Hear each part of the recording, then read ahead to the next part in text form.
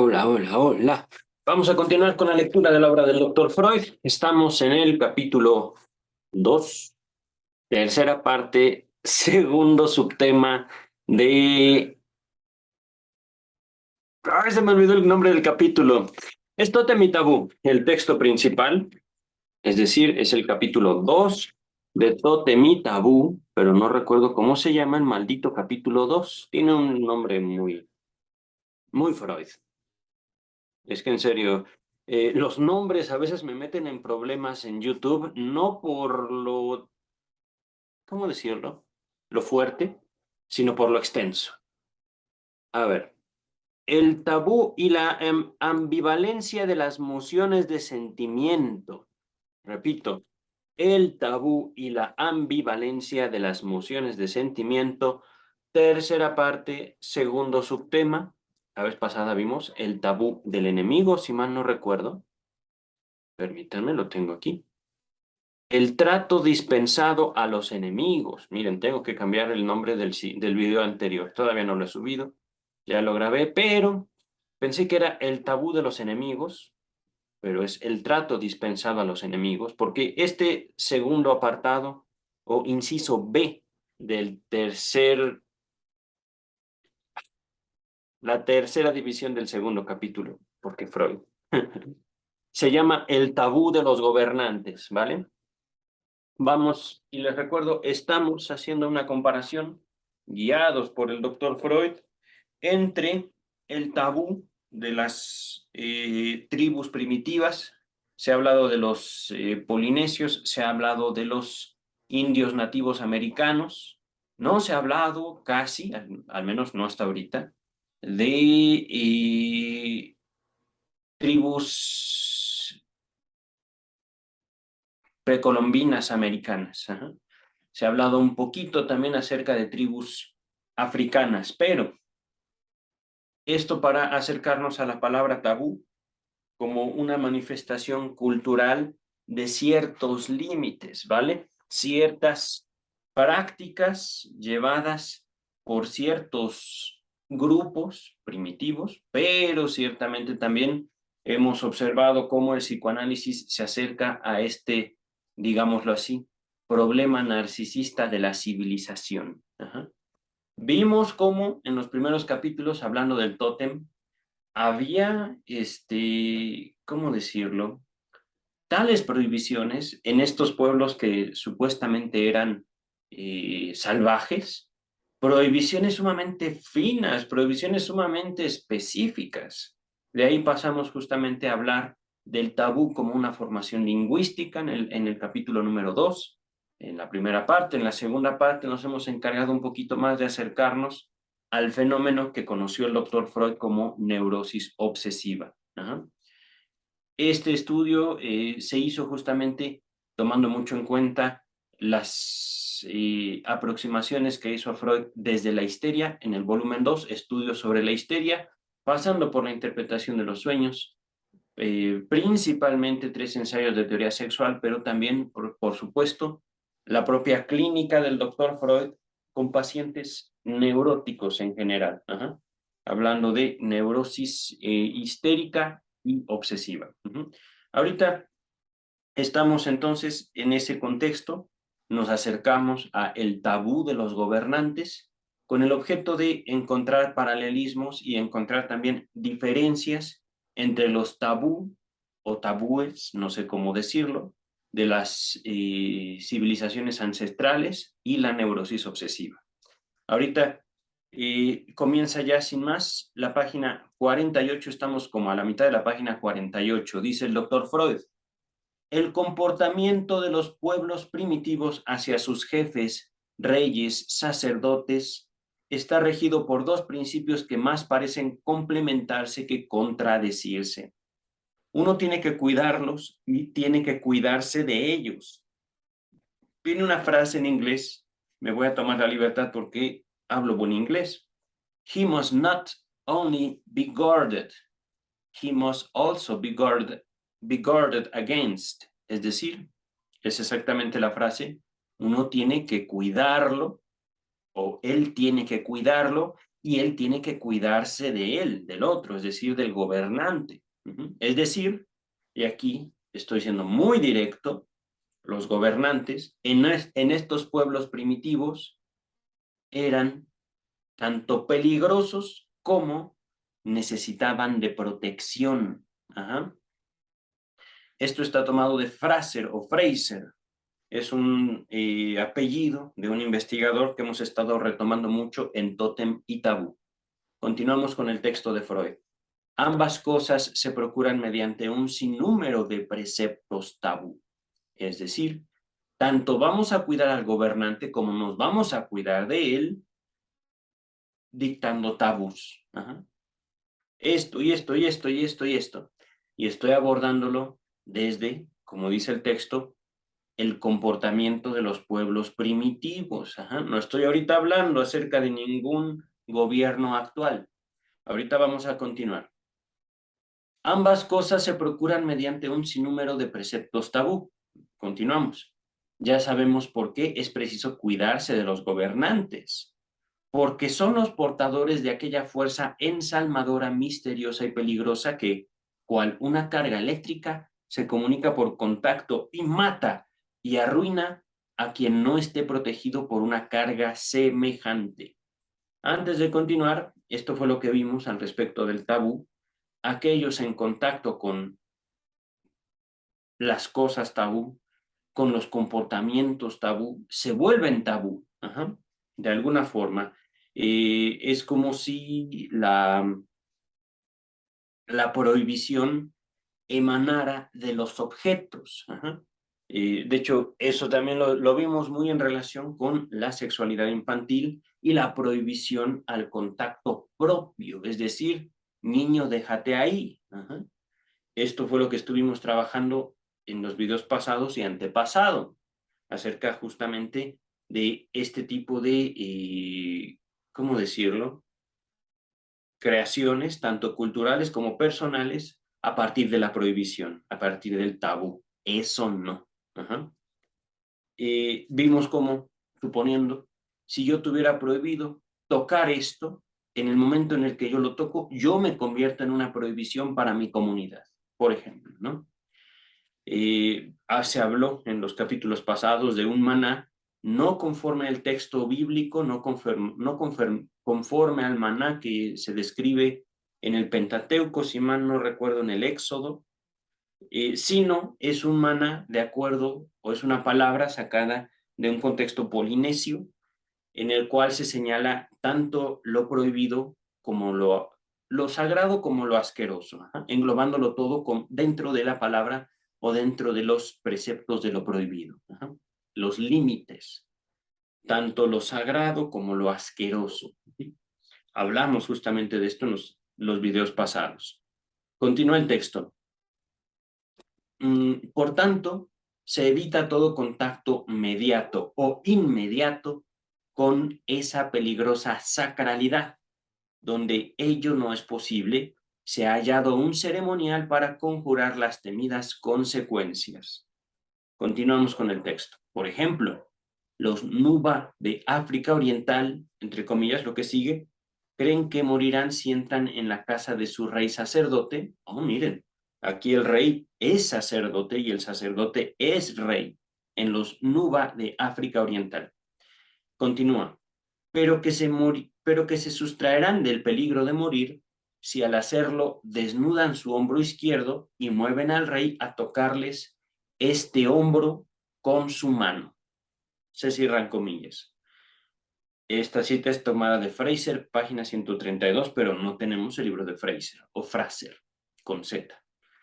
Así, continúa Freud, nos enfrentamos con el hecho asombroso de que el contacto del rey pasa a ser el recurso curativo y protector frente a los peligros derivados de su mismo contacto.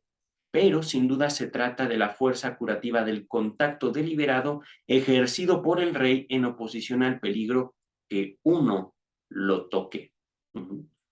Es decir, si el rey voluntariamente me toca, me está sanando, me está ayudando en contra de esa maldición de entrar a su casa.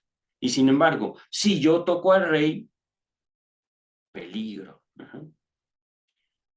2 puntos. La oposición entre pasividad, el rey me toca, él me, y la actividad frente al rey, es decir, yo lo toco. Yo me atrevo a tocarlo y yo, al atreverme, al actuar de forma activa, valga la redundancia, al tomar el papel activo frente al rey, lo estoy humillando y por lo tanto soy merecedor de un castigo de los dioses. Por ejemplo, estoy ahorita completando el texto con una frase.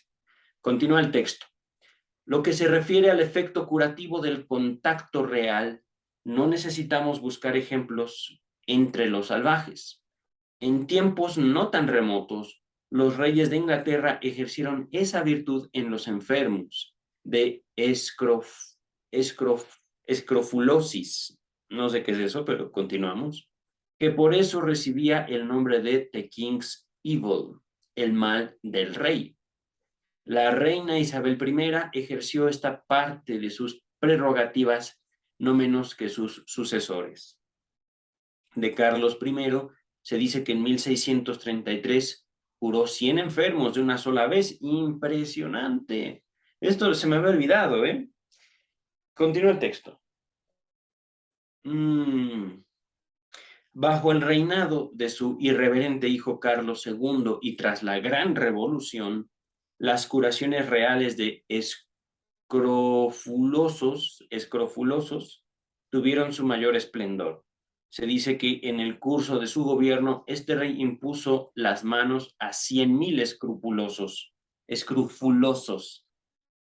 Solía ser tan grande en esas ocasiones la multitud de los que se apiñaban en procura de la curación, que cierta vez 6 o 7 de ellos hallaron en cambio la muerte a causa de los apretujones. ¡Oh! Guillermo III de Orange, el rey escéptico, ascendió al trono de Inglaterra tras la deposición de los Estuardo. Renegó el ensalmo. La única vez que condescendió a esa imposición de manos, lo hizo con estas palabras. Lo que sigue está entre comillas. Son palabras de Guillermo III. Que Dios les dé mejor salud y más entendimiento. Mira, qué cosas. Ya ahí se estaba separando esta figura que en Carlos I y Carlos II estaba presente de ser rey y al mismo tiempo ser curandero, ser como sacerdote, ser algo así como yo te pongo las manos y por el hecho de que yo soy rey te voy a curar. ¡Pum!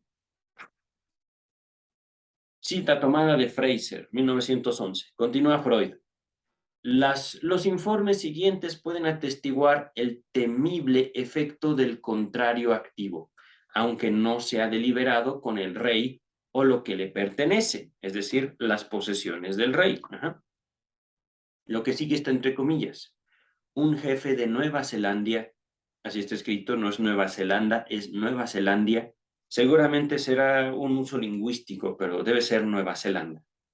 Continúa el texto. De elevado rango y gran sacralidad, es decir, altamente sacro, sagrado, dejó cierta vez abandonados en el camino los restos de su comida. Detrás venía un esclavo, un mocetón fuerte y hambriento. Vio lo que habían dejado y se apoderó de ello para comerlo. Apenas lo hubo hecho cuando un espectador horrorizado le comunicó que era la comida del jefe la que había profanado. Ok, esto es comentario mío. No era su comida, eran sus desperdicios, los restos de su comida. O eso es lo que yo entiendo, tal vez habría sido el sobrante, es decir, comida en buen estado, pero que el rey no se terminó. Vamos a continuar. Lo que sigue es palabras de Freud. Ahí finaliza la historia de el rey y este mozo joven y hambriento. Fuerte y hambriento, perdón. Dice Freud, había sido un guerrero fuerte y valeroso, pero tan pronto supo la noticia se desplomó, presa de crueles convulsiones y murió al día siguiente a la puesta del sol. Nota 17, la nota 17 nos dice Fraser, página 134-135, citando a Pakeha Maori de 1884. Continúa Freud, o mejor dicho, continúa otra cita en el texto principal. Una mujer maorí había comido ciertos frutos y luego se enteró de que provenían de un lugar sobre el que pesaba un tabú. Exclamó que, sin duda, el espíritu del jefe, a quien de ese modo afrentara, la mataría, es decir, afrentar, ofender. Yo me comí un fruto y este fruto viene de un lugar prohibido. Yo estoy seguro que el espíritu del jefe de la comunidad de ese lugar, como yo lo comí sin su permiso, me va a matar. El espíritu, no el jefe. Ajá. Continúa el texto. Esto sucedió al mediodía y a las 12 del día siguiente ya había muerto la mujer maorí. Nota 18, nuevamente esto es tomado de Fraser, citando a Brown, 1845. Otro ejemplo, entre comillas. La yesca de un jefe maorí eliminó en cierta ocasión a varias personas. No sé qué es yesca. Permítanme un momento, tengo aquí más accesible mi celular. Yesca con Y.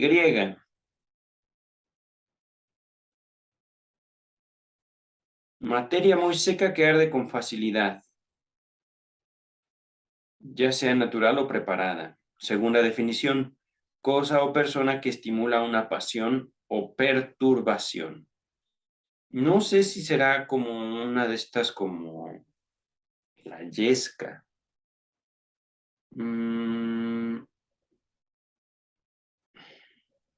Antorcha, o puede ser también una pertenencia, digámoslo así, de un jefe maorí. Eliminó en cierta ocasión a varias personas. El jefe la había perdido, otros la encontraron y se sirvieron de ella para encender su pipa. Cuando supieron quién era el dueño de la yesca, se murieron de terror. ¡Qué impresionante! Nota 19, seguramente Fraser, es exactamente, citando a Taylor, 1870. Continúa Freud. No asombra que se hiciera sentir la necesidad de aislar de las demás personas tan peligrosas. No asombra que se hiciera sentir la necesidad de aislar de las demás a personas tan peligrosas como los jefes y sacerdotes, erigiendo en torno de ellas un muro tras el cual fueran inasequibles. Nos parece discernir que ese muro, dispuesto en su origen a partir de preceptos tabú, existe todavía hoy como ceremonial cortesano. Ahí no sigo muy bien al doctor Freud, no sé a qué se refiere con un ceremonial cortesano. Vamos a continuar. Ahora bien, quizá la mayor parte de ese tabú de los gobernantes no se reconduzca a la necesidad de protegerse de ellos. El otro punto de vista en el trato que se dispensa a las personas privilegiadas, la necesidad de protegerlas a ellas mismas de los peligros que las amenazan, han tenido la participación más nítida en la creación del tabú y, de ese modo, en la génesis de la etiqueta cortesana. Aquí cortesano, realmente no entiendo muy bien a qué apela el doctor Freud. Para mí, cortesano tiene más bien que ver con el ejercicio de la prostitución. O bien, déjenme buscar también, porque hay una cortesano, cortesana, alguien que va a la corte, de la corte del rey o relacionado con ella, justamente. Persona que antiguamente formaba parte de la corte y estaba al servicio del rey o de su familia. Entonces, ¿de dónde saco el aspecto, digamos, relacionado con la prostitución? Ahorita no lo voy a... Dama cortesana que ejerce la prostitución, especialmente si lo hace de manera elegante y distinguida. Ok, miren, ceremonial cortesano, un ceremonial de la corte. Más o menos estoy entendiendo entonces que se trata no de una persona que ejerce la prostitución, sino de ceremoniales, actos que se hacen protocolarios que separan a los individuos de la realeza. Vamos ahorita a continuar con el texto. La necesidad de proteger al rey de todos los peligros imaginables surge de su enorme significación para la suerte de sus súbditos. Es decir, esto es comentario mío, el rey, los reyes, son el símbolo, son el camino, son una forma de procurarse en los pueblos algo así como la suerte. Algo así. Tiene un sentido, por supuesto, que ahorita no pienso ahondar en él. Seguramente el doctor Freud lo hará a su tiempo. Y si no lo hace, conforme avanzamos este texto, lo haré yo. Pero ahorita continuamos con el texto principal. Es su persona, la de los reyes, la que regula el curso del mundo, entendido esto al pie de la letra. Lo que sigue está entre comillas. Su pueblo no debe agradecerle solo la lluvia y los rayos del sol, que hacen prosperar los frutos de la tierra, sino también el viento que lleva los navíos a puerto y el suelo firme donde pone el pie. ¡Wow! Fraser, 1911. Es decir, esta es una frase dicha hacia la figura de los reyes antiguos, seguramente Edad Media, Europa, seguramente. Estos reyes de los salvajes estaban dotados de una plenitud de poder y un imperio sobre la fortuna que únicamente los dioses poseen, y en que simulan creer en estadios más tardíos de la civilización solo los más serviles de sus cortesanos. ¿Qué hubiera dicho Freud con la muerte de la reina Isabel II? Sí, es Isabel II, ¿no? Déjenme ver.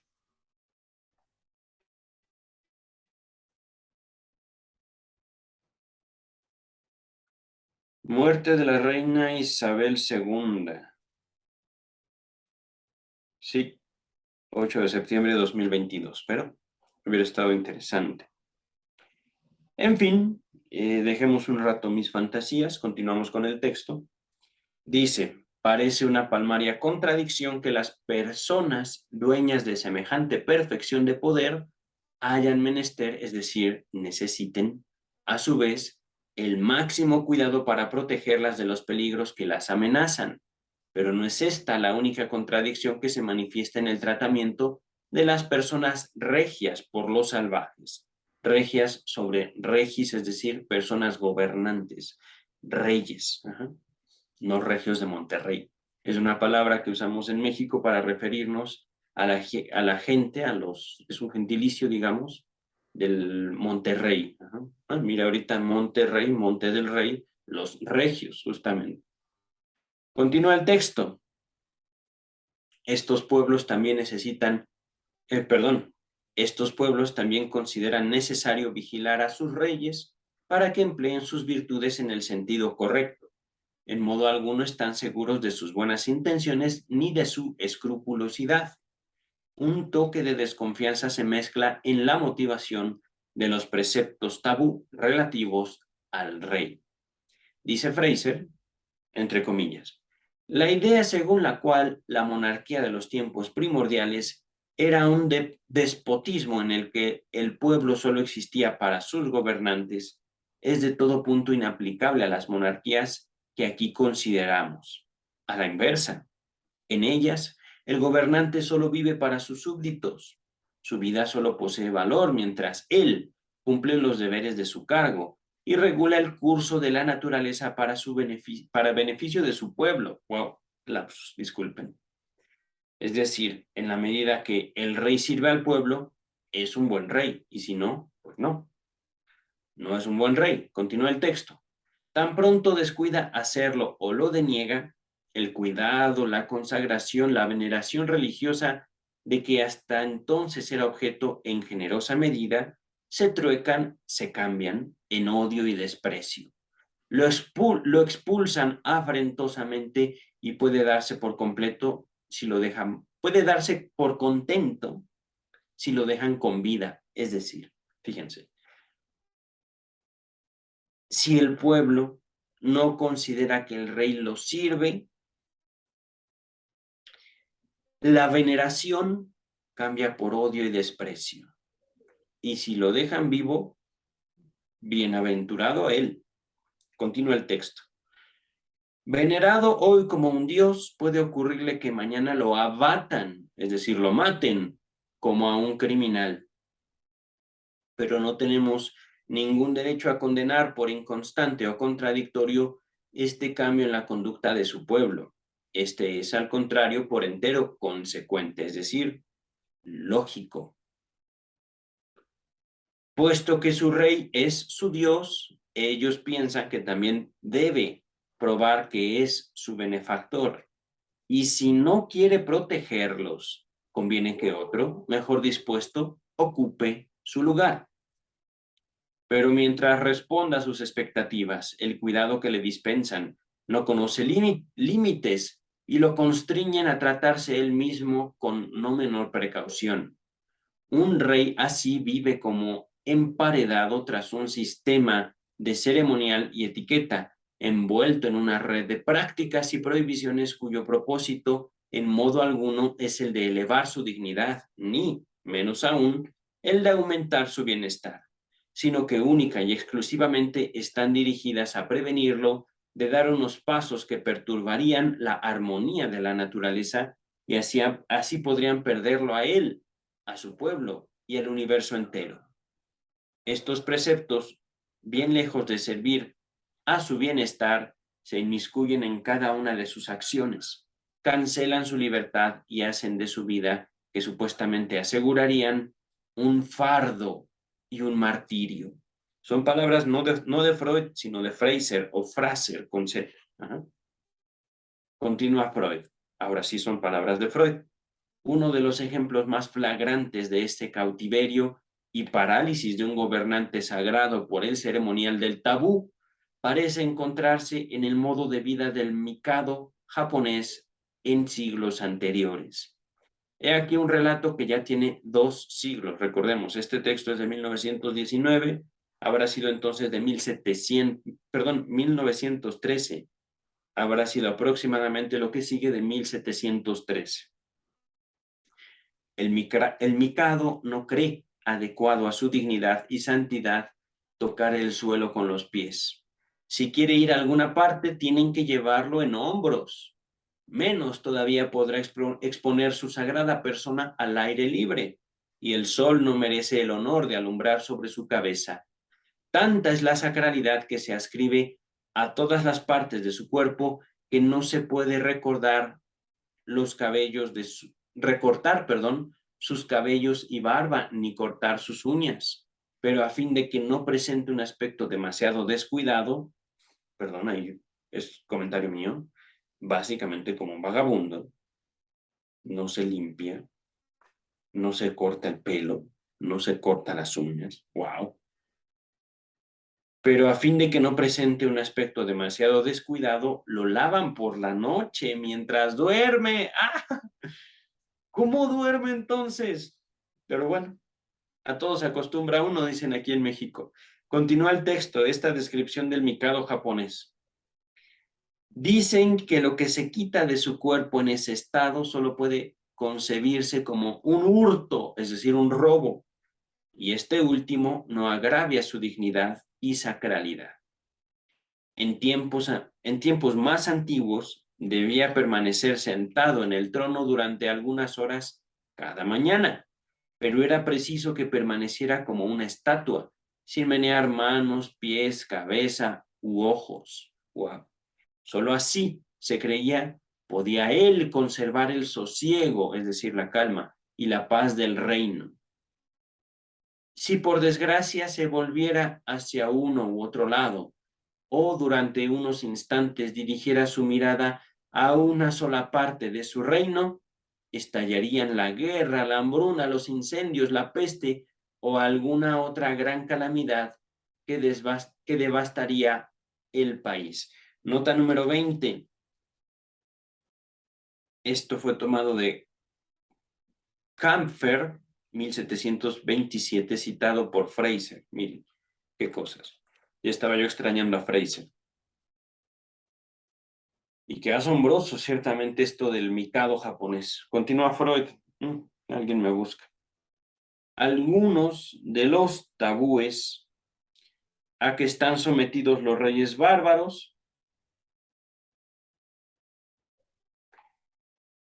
Recuerdan vivamente las restricciones impuestas a los matadores. Antes de continuar, matadores es una palabra que al menos esta traducción que estamos abordando usa para denominar a los guerreros que van a la guerra a matar. No se está refiriendo a los matadores de la fiesta brava, es decir, matadores de toros.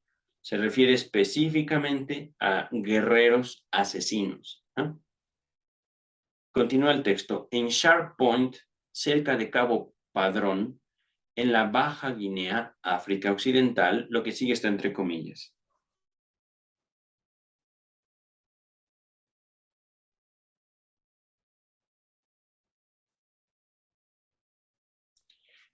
Un rey, perdón, ya contesté lo que tenía que contestar. Entonces, Baja Guinea, África, Shark Point. Y me parece curioso, Shark Point es este punto del tiburón, me parece. En fin, ahí ocurre lo siguiente, entre comillas. Un rey sacerdote Kukulu vive solo en el bosque. No tiene permitido tocar mujer, tampoco abandonar su casa y ni siquiera levantarse de su silla, en la que se ve precisado a dormir sentado.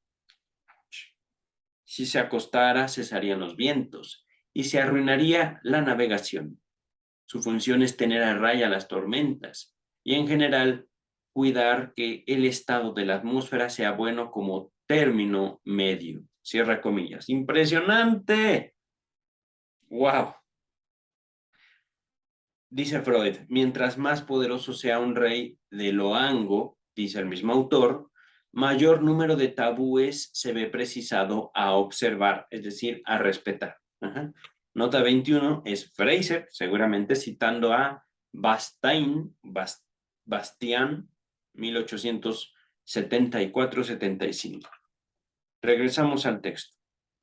Dice Freud, también al sucesor del trono lo atan los tabúes desde la niñez y se le van acumulando a medida que crece. En el momento de ascender al trono lo abrumarán los tabúes, es decir, ¿quieres ser rey?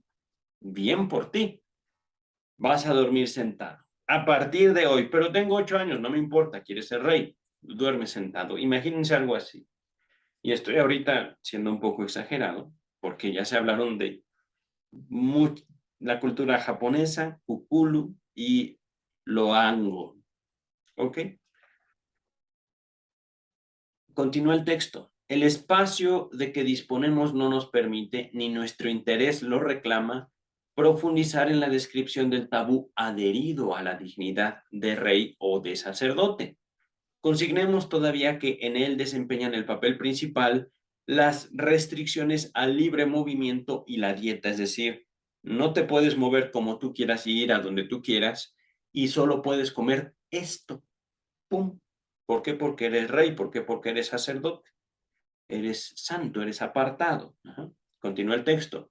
Ahora bien, dos ejemplos de ceremonial de tabú tomados de pueblos civilizados, vale decir, de estadios culturales mucho más altos, pondrán de relieve que gran efecto conservador ejerce sobre las antiguas prácticas su conexión con esas personas privilegiadas.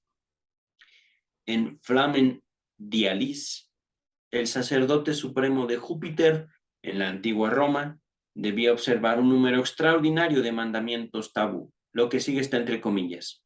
No tenía permitido montar a caballo, ni ver caballos ni hombres armados. No podía llevar un anillo que no estuviese quebrado. Tampoco tener nudos en sus ornamentos, puntos suspensivos. Tocar harina de trigo o levadura, ni a perros, cabras, carne cruda, habas y hiedra, ni siquiera mencionarlos por su nombre, puntos suspensivos. Su cabello solo podía cortarlo un hombre libre con un cuchillo de bronce, y los recortes de sus cabellos y uñas debían enterrarse bajo un árbol de la suerte. Puntos suspensivos. No podía tocar muertos ni permanecer al cielo abierto con la cabeza descubierta, cierran comillas, etc. Su mujer, Flamínica, así está escrito, supongo que es algún tipo de sacerdotisa. Su mujer, la Flamínica, observaba además sus propias prohibiciones. En cierto tipo de escaleras no tenía permitido subir más allá del tercer escalón, ni cortarse el cabello en ciertos días festivos. El cuero de sus zapatos no podía tomarse de un animal muerto de muerte natural, sino solo uno que hubiera sido abatido o sacrificado. Si oía tronar, quedaba impura hasta ofrecer un sacrificio expiatorio. Fraser, 1911. Los antiguos reyes de Irlanda estaban sometidos a una serie de restricciones en extremo curiosas, de cuya observancia se esperaba para el país dicha total y de su violación, desgracia total. El catálogo completo de estos tabúes se ofrece en el Book of Rights o Libro de Derechos, cuyos ejemplares manuscritos más antiguos llevan las fechas de 1390 y 1418. Las prohibiciones son detalladísimas. Atañen, es decir, se refieren a ciertas actividades en determinados lugares y épocas. En tal ciudad, el rey no puede permanecer cierto día de la semana.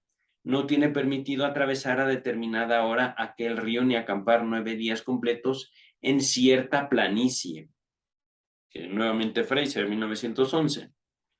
El rigor de las restricciones tabú para los reyes sacerdotes ha tenido en muchos pueblos salvajes una consecuencia que es históricamente sustantiva o importante y reviste particular interés para nuestros puntos de vista. La dignidad del rey sacerdote dejó de ser algo apetecible. Aquel sobre quien se cernía, es decir, sobre quien caía, solía emplear todos los recursos para sustraérsele. Así, en Camboya, donde hay un rey del fuego y un rey del agua, a menudo es necesario constreñir al sucesor por la violencia a que acepte el cargo. ¡Oh, imagínense eso! A ver, tú, pues, no te estoy pidiendo permiso, vas a ser rey, y si me dices que no, yo y toda la comunidad te vamos a golpear, a ver si no te matamos. No prometo nada. Serás rey. Wow. Continúa. En Niue, así está escrito, o Isla Salvaje, una isla coralina del Pacífico Sur, la monarquía se extinguió de hecho porque no se pudo hallar a nadie dispuesto a asumir esa función llena de peligros y de responsabilidad. Lo que sigue está entre comillas. En muchas partes del África Occidental, tras la muerte del rey, se reúne un consejo secreto para designar al sucesor. Al elegido lo capturan, lo atan, lo mantienen bajo custodia en la casa de los fetiches hasta que se declara dispuesto a aceptar la corona. Imagínense eso, es un secuestro. Y es un secuestro no para pedir un rescate, sino para que te hagas rey. Oh, no, no, no, bueno. En ocasiones, dice Freud, no, perdón, continúa Fraser, en ocasiones el presunto sucesor del trono halla los medios y los caminos para sustraerse de la dignidad que piensan conferirle. Así se cuenta de un jefe que permanecía armado día y noche para resistir por la fuerza cualquier intento de llevarlo al trono. Nota 22, Fraser citando a Bastián. Entre los negros de Sierra Leona, la renuencia a aceptar la dignidad regia se volvió tan grande que la mayoría de las tribus se vieron precisadas a hacer de unos extranjeros sus reyes. ¡Auch! Recuérdenme nunca ir para allá, Sierra Leona. Pero bueno, continúa el texto. A las mencionadas circunstancias reconduce Fraser, el hecho de que en el desarrollo histórico terminara por consumarse una división de la originaria monarquía sacerdotal en un poder espiritual y uno profano, es decir, el Estado laico. Ajá. Los reyes, oprimidos por el fardo de su sacralidad, se volvieron incapaces de ejercer el poder en cosas efectivas y se vieron precisados a dejarlo en manos de personas de inferior rango, pero activas, dispuestas a renunciar a los honores de la dignidad regia. De estas surgieron luego los gobernantes profanos, mientras la jefatura espiritual, ahora despojada de valimiento práctico, quedaba en manos de los antiguos reyes tabú, sacerdotes. He sabido hasta qué punto se corrobora esto en la historia antigua de Japón. Estamos ahorita en la página 54, como a la mitad. Ya me cansé. Pero esto acaba en la página 57, ya no estamos tan lejos. No me serví agua. Tengo muy poquita agua.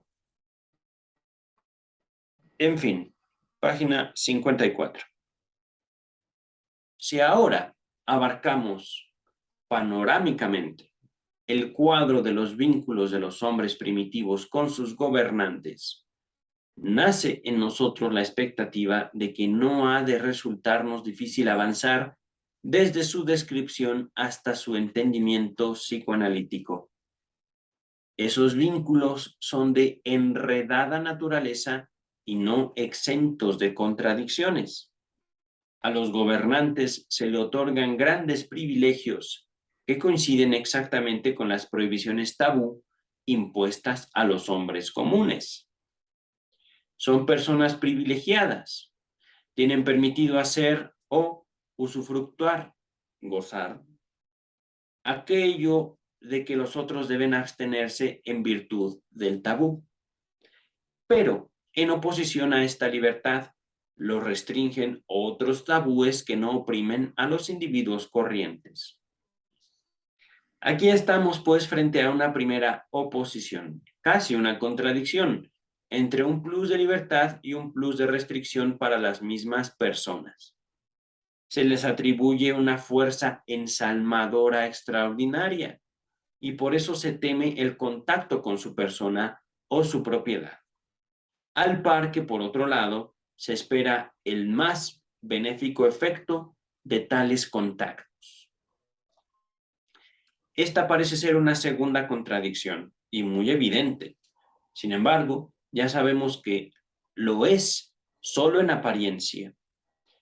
El contacto que parte del rey mismo con propósito benévolo es curativo y protector. Peligroso es solo el contacto perpetrado por el hombre corriente en el rey y sus cosas, es decir, la actividad hacia el rey y sus cosas.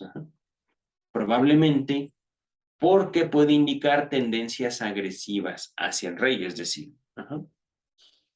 Otra contradicción no tan fácil de resolver se exterioriza en atribuir al gobernante grandísimo imperio sobre los procesos de la naturaleza y al mismo tiempo protegerlo con particular cuidado de los peligros que le amenazan, como si su propio poder, capaz de tantas cosas, no lo fuera de esta, es decir, no se puede cuidar al mismo, a él o ella misma, de lo que controla para los demás. La constelación descrita se dificulta todavía más cuando no se confía en que el gobernante usará de su enorme poder de la manera correcta para beneficio de sus súbditos, así como para su propia protección. Se desconfía de él, pues si se considera justificado, se desconfía de él, pues, y se considera justificado vigilarlo. La etiqueta del tabú, a la cual es sometida la vida del rey, se sirve a la vez a todos estos propósitos de tutelarlo. A ver otra vez. La etiqueta del tabú a la cual es sometida la vida del rey sirve a la vez a todos estos propósitos de tutelarlo, es decir, de educar al rey, protegerlo de los peligros, resguardar a los súbditos del peligro que él les depararía. Parece natural ofrecer la siguiente explicación para el complejo y contradictorio vínculo de los primitivos con sus gobernantes. Por motivos supersticiosos y de otra índole, en el trato dispensado a los reyes se expresan múltiples tendencias, cada una de las cuales se desarrolla hasta el extremo sin miramiento por las otras. De ahí surgirían aquellas contradicciones, por lo demás tampoco escandalosas para el intelecto de los salvajes, como lo son para el miembro de la alta civilización cuando está en juego la religión o la, entre comillas, lealtad política. ¡Oh! La explicación parece buena hasta aquí, pero la técnica psicoanalítica permite penetrar más a fondo en los nexos y enunciar cosas más precisas acerca de la naturaleza de estas múltiples tendencias. Si sometemos al análisis el estado de cosas descrito, como si lo hallásemos en el cuadro sintomático de una neurosis, adoptaremos como punto de partida la desmesura en el cuidado angustiado que se aduce como fundamento, que se señala como fundamento para el ceremonial del tabú. La presencia de esta hiperternura es común en la neurosis, en especial en la neurosis obsesiva, que utilizamos como principal término de comparación. Hemos llegado a entender muy bien su origen. Aflora donde quiera que, además de la ternura dominante, existe una corriente contraria, pero inconsciente, de hostilidad. Vale decir, donde se realiza el caso típico de la actitud ambivalente de sentimientos. Esa hostilidad denuncia a gritos por un aumento hipertrófico de la ternura que se exterioriza como estado de angustia y se vuelve compulsiva porque de otro modo no podría cumplir su tarea de mantener en la represión a la corriente contraria inconsciente. A ver, alto. Esa hostilidad grita a través de la hiperternura. Y cuando la hostilidad encuentra medios para calmarse, para, ¿cómo decirlo? La angustia, fíjense, hablando de neurosis, hablando de una dinámica psíquica, la angustia no rara vez obedece a una hostilidad inconsciente dirigida hacia ciertos objetos de la persona. Y con objetos me refiero tanto a posesiones como a relaciones. Se vuelve compulsiva, es decir, aumento hipertrófico de la ternura. Hipertrófico, exagerado. Ternura exagerada para aquellas personas a las cuales inconscientemente se les odia. Por las razones que ustedes quieran. A veces el odio viene por el cuidado. A veces el odio viene del amor. El odio nace a veces del amor. Pero se vuelve compulsiva, es decir, no lo puedo evitar, me nace y lo hago, punto. La odio porque me ama, por ejemplo. Porque de otro modo no podría cumplir su tarea de mantener en la represión la corriente contraria inconsciente. Se habla de una ternura hipertrófica, una ternura exagerada. Mi papito, y lo quiero matar. Pero esto, por supuesto, el sujeto, la persona, no lo sabe hasta que lo sabe. Es, digamos, ahí, en esta frase, no lo sabe hasta que lo sabe, donde introduzco la práctica del psicoanálisis no como una psicoterapia. No se trata de que Oye, pero ámalo, es tu padre. Solo por hecho de ser tu padre lo amas, punto. No. Mira todo lo que te ha dado, mira todo lo que él es, mira todo lo que él ha hecho por ti. Realmente no te maltrata. Lo odio. Punto. No es una cura, ¿cómo decirlo? Del sentimiento. Es un lugar para expresar la ambivalencia del sentimiento. Y esto, por supuesto, jugado en la relación analítica, en la transferencia. Pero regresamos al texto. Todo psicoanalista sabe por experiencia que la hiperternura angustiada admite esta solución con un grado muy alto de certidumbre, aun en las circunstancias en que parecería lo más improbable. Por ejemplo, entre madre e hijo o entre tiernos cónyuges, así como, ay, chiquita preciosa, te amo, y de repente, y ella también, yo también te amo, mi esposo, mi hombre, etcétera, etcétera. Ajá. Tiernos cónyuges. ¿Qué hacen con el odio? ¿Qué hacen con esas pequeñitas, pequeñitas, insignificantes, cosita de nada, diferencias que los llevan, por supuesto, a cada uno a sentimientos de frustración considerables? Continuamos con el texto.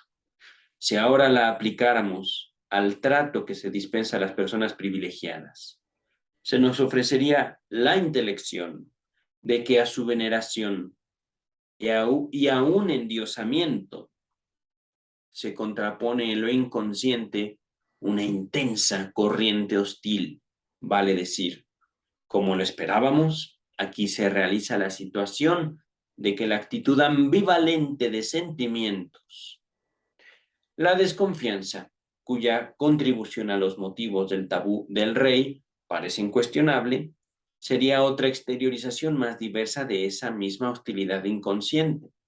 Más todavía, dada la diversidad de los resultados finales de ese conflicto en distintos pueblos, no nos faltarían ejemplos en que nos sería mucho más fácil aún pesquisar esa hostilidad. Lo que sigue está entre comillas.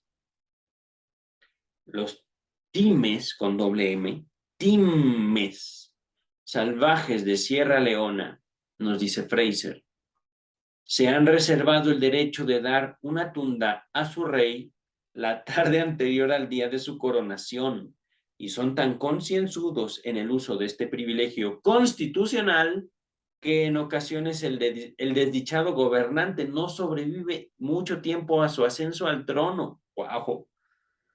Por eso los poderosos del pueblo se han combinado para elegir como rey al hombre a quien tienen inquina. Cierra comillas, es decir, te tengo tirria, te tengo odio. Tú vas a ser el rey. ¡Oh! Oh, oh, oh, oh! Y como rey, tenemos derecho a pegarte entre todos la noche antes de tu coronación. ¡Oh, caray, caray! Nota número 23. Fraser citando a Sveil, no, Zweifel y Mostier, no sé, voy a latinizarlos, es Zweifel y Mostier, 1880. Regresamos al texto principal.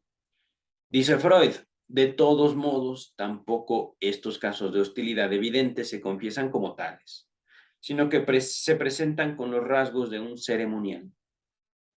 Otro fragmento de la conducta de los primitivos hacia sus gobernantes recuerda un proceso que, universalmente difundido en la neurosis, se manifiesta con claridad en el llamado delirio de persecución. Se destacan esas tres palabras. Delirio de persecución. Aquí es exaltada de manera extraordinaria la significación o el valor, la importancia de una persona determinada. Se exagera hasta lo inverosímil, es decir, lo improbable, lo imposible. la perfección de su poder, y con ello el objeto de imputarle tanto más la responsabilidad de cuánta contrariedad sufra el enfermo. En verdad, los salvajes no proceden de otro modo con sus reyes cuando les atribuyen el poder sobre la lluvia y la luz solar, el viento y el estado del tiempo, y luego los deponen o los matan si la naturaleza defrauda sus expectativas de obtener buena caza o una cosecha abundante. El arquetipo que el paranoico recrea en el delirio de persecución se sitúa en el vínculo del niño con su padre. Ahí está justamente lo que les quería comentar. No es una cuestión divina, no es una cuestión de reyes, es simple y llanamente papá.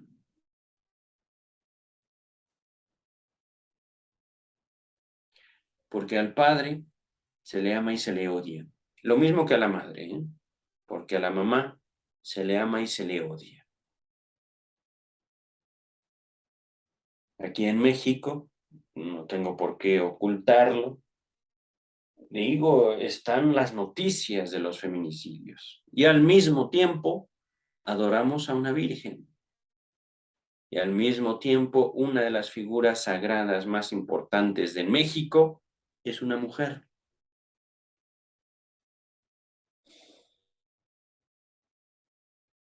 El juego del amor y el odio. Continuamos con el texto.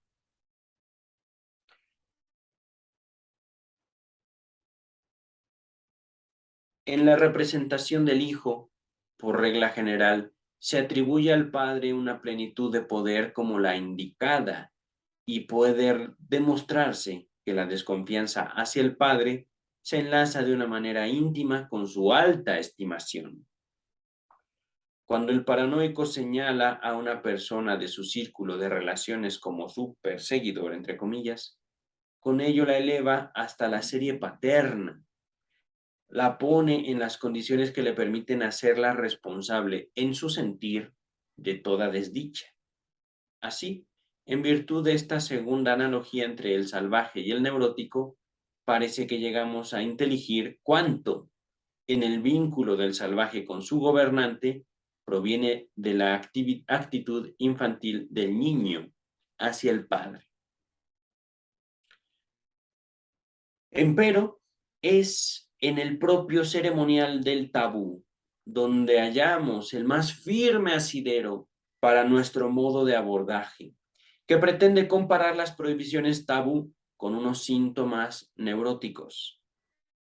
Ya hemos elucidado su significación, es decir, su valor, su importancia, respecto de las funciones monárquicas. Si suponemos que desde el comienzo mismo se propuso alcanzar los efectos que produce, este ceremonial nos exhibe de una manera inequívoca su doble sentido y su origen a partir de unas tendencias ambivalentes. Recordemos, en psicoanálisis, ambivalencia es amor y odio al mismo tiempo. Continúa el texto. No solo distingue a los reyes y los eleva por encima de los comunes mortales, sino que también les convierte la vida en un martirio, es decir, los tabúes convierten la vida de los reyes en un martirio y un fardo insoportable, constriñéndolos a una servidumbre mucho más enojosa que la de sus súbditos. Así se nos aparece como la correcta contrapartida de la acción obsesiva en la neurosis, en la cual la pulsión sofocada y la sofocadora alcanzan una satisfacción simultánea y común. Esto es muy fino, pero voy a abstenerme del comentario. La acción obsesiva es presuntamente, esto se destaca en el texto, una defensa frente a la acción prohibida, pero preferiríamos decir que se destaca estas dos palabras. En verdad, es la repetición de lo prohibido. Ahí está. Esto que señalé como fino, voy a repetirlo. La pulsión sofocada y la sofocadora alcanzan una satisfacción simultánea y común, es decir, al llevar a cabo la prohibición, llevamos a cabo el acto prohibido. Es la lógica de lo inconsciente. Es la lógica también que vemos en el pensamiento religioso. ¿Qué sería de la Biblia sin las orgías? ¿Qué sería de la prohibición sin el pecado? Y es que a través de la prohibición nos relacionamos con esas formas de satisfacción, aunque no las llevemos a cabo. Vamos a regresar al texto. Repito esto. La acción obsesiva es presuntamente una defensa frente a la acción prohibida. Presuntamente. Pero preferiríamos decir que en verdad la acción obsesiva es en verdad la repetición de lo prohibido. Aquí, por supuesto, acción. No lo entendemos como de manera plana, como conductistas. Ajá. La acción en un sentido simbólico, lo que significan para mí mis actos. Para mí, el sujeto que lleva a cabo una acción obsesiva. Es que yo tengo que persignarme cada que paso por cada esquina, a pesar de que parezca exagerado, porque en verdad es la repetición de lo prohibido. Porque me puede ir mal. Porque combato así mis malos pensamientos. Porque lo prohibido regresa y regresa y regresa y regresa en cada acto. ¿No? Es aquí donde no puede sostenerse esto si lo trasladamos a una psicología popular. Es que tú seguro te persignas porque leí acá que crees que te va a ir mal. Cada acto tiene un significado específico para cada sujeto. He ahí una de las dificultades del psicoanálisis y al mismo tiempo su mayor fortaleza. No podemos asignar significados universales. O bien, para cada uno de nosotros, los símbolos, los actos, los significados tienen una particular relación. No son útiles para algo. ¿Para qué? Para eso está el análisis. Para saber cómo me inserto yo en el lenguaje. ¿Qué es lo que yo me quiero decir a mí mismo con esto que yo hago compulsivamente, que yo no puedo evitar? Y esto no tiene que ver con el crimen, lo aclaro. Continuamos con el texto. Aquí, lo presunto, entre comillas, se aplica a la instancia consciente de la vida anímica y lo verdadero, entre comillas, a lo inconsciente. Repito, la acción obsesiva es presuntamente una defensa frente a la acción prohibida, es decir, yo me digo a mí mismo, me persigno para no sentir feo por mis malos pensamientos. Me persigno como una forma de cuidarme a mí mismo de la mala suerte, por ejemplo. Eso es lo que yo me digo a mí. Lo presunto se aplica a la instancia consciente de la vida anímica. Pero preferimos decir que en verdad la acción obsesiva es la repetición de lo prohibido. Por ejemplo,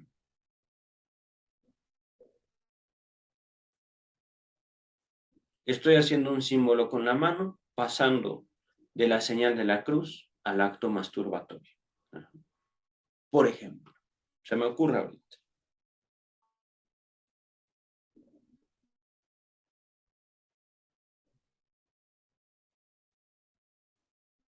Esto, por supuesto, cambia de persona a persona.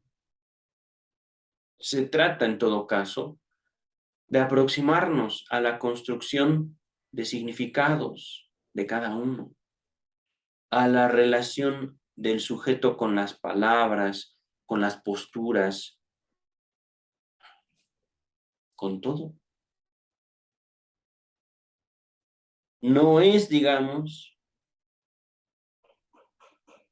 una vulneración, como pretende hacerlo parte de la psicología contemporánea, una vulneración de la cultura hacia el individuo, es una apropiación del individuo de los valores culturales, de las palabras y, por supuesto, de sus propios actos, cómo se insertan en lo que él o ella conciben del mundo. Regresamos al texto. De igual manera, el ceremonial del tabú de los reyes es presuntamente la máxima honra y seguridad de ellos, pero en verdad es el castigo por su elevación, la venganza que con ellos se toman sus súbditos. Wow. Es evidente que en el libro de Cervantes, El Quijote de la Mancha, Sancho Panza, tras sus experiencias como gobernador de la ínsula, hubo de discernir esta concepción del ceremonial cortesano como la única correcta, y es harto posible que halláramos hoy mismo confirmaciones si pudiéramos mover a reyes y gobernantes para que se pronunciaran sobre esto. ¿Por qué la actitud de sentimientos hacia el gobernante contiene un tan poderoso aporte inconsciente de hostilidad? Y hay un problema muy interesante, pero que rebasa los límites presentes de este trabajo. No se preocupe, doctor Freud, yo lo abordo.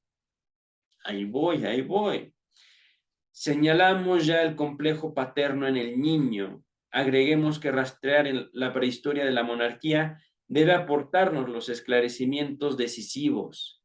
Según las elucidaciones de Fraser en 1911, convincentes, pero no del todo probatorias, como él mismo confesó, los primeros reyes fueron extranjeros, destinados tras breve imperio a la muerte sacrificial en solemnes fiestas como representantes, del alemán Repräsentant, estoy pronunciando lo terrible, pero como representantes de la divinidad, es decir, tú extranjero, semirrey, semirreina, y al mismo tiempo te voy a matar porque eres mi rey y eres mi reina, y por eso te haré mi Dios. Finaliza este apartado. Los mitos del cristianismo registrarían aún el eco de esta historia genética de la monarquía. ¡Pum! No se esperaban eso. Seguramente. No, pero es un texto bellísimo este de Totem y Tabú. Y ciertamente, al decir que es un texto bello, pongo en evidencia una visión muy particular, una estética muy particular, propia. Finalizamos entonces el segundo apartado, los tabús sobre los gobernantes o el tabú de los gobernantes, del tercer apartado del segundo capítulo. A ver, a ver, a ver.